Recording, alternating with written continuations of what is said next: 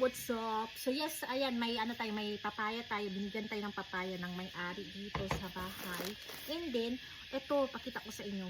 Ito, tingnan nyo. Usan siya klase nga prutas? What kind of fruit is this?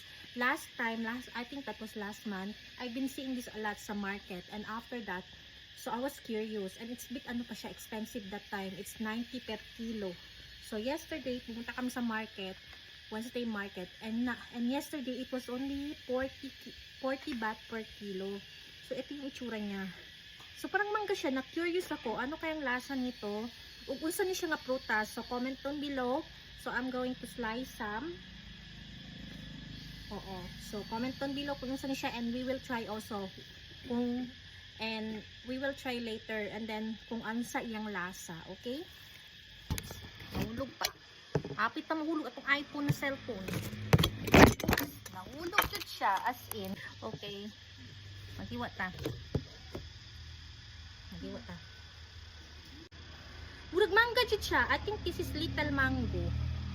Pero I don't know kung ano siyang lasa. Hiwa-hiwa. Cute kaayo. So mas ano siya, expensive siya, because if you gonna buy yung normal na mangga, it's 30 baht per kilo. Mahal. And this is the first time I saw na someone is selling it here. So I think season karon sa, I don't know, small mangga. I don't know what is the name of this one. So comment down below kung kabalo mo unsa ni siya, and let's try. This is how it looks.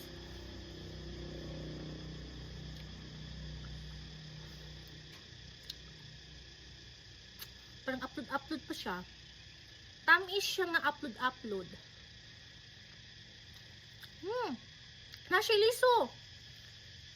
Hindi na siya mangga, I'm sure.